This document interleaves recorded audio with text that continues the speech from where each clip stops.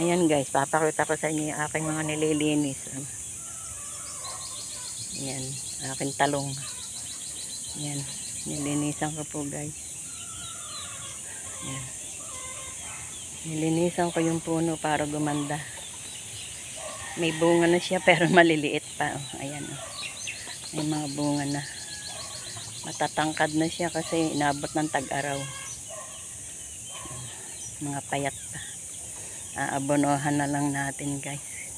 Ilang beses ko na yung nabonohan guys, kaya lang mainit kasi. Kaya hindi umaano yung kanyang pagtatanim, pati ang lola niya ng sili. Siling panigang. Tsaka doon magtatanim pa ang lola niya ng dyan, sitaw.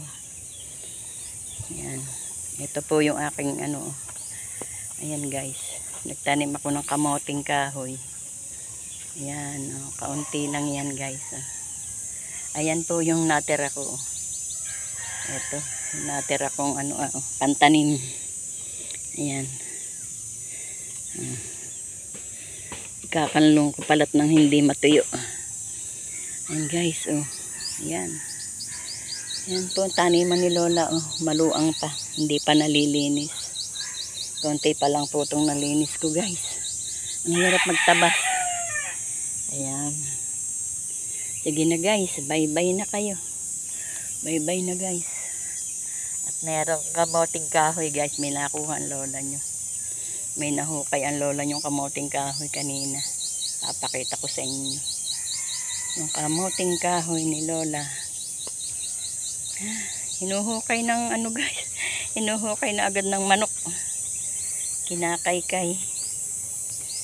Salbahing mga manok.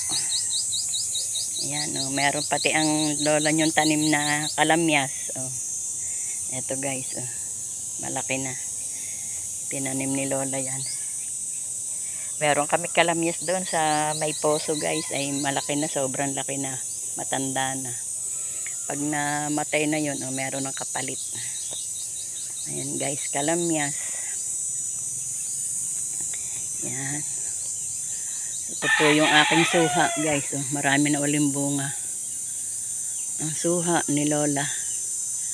Marami na uling bunga guys. Ayan, maliliit pa yung iba. Ayan. Iabot po naman yan hanggang November, December. Ang bunga niyan. Buti nga hindi sabay-sabay. Kasi pag sabay-sabay nasasayang guys. Ayan. Nilagyan ko ng tanda yung may tanim. Ayan guys. Dito sa kanlong, sarap dito sa kanlong guys. Ayan, presko. Ayan guys, yung tatamnan ni Lola lilinisin pa ni Lola yan, tatabasan. Ayan at magtatanim pa rin si Lola ng saging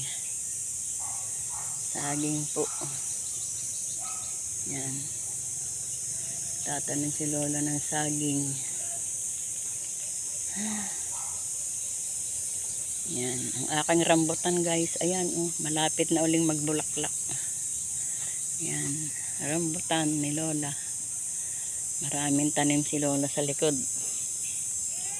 Ayan, bye guys. Bye bye na. Bye bye.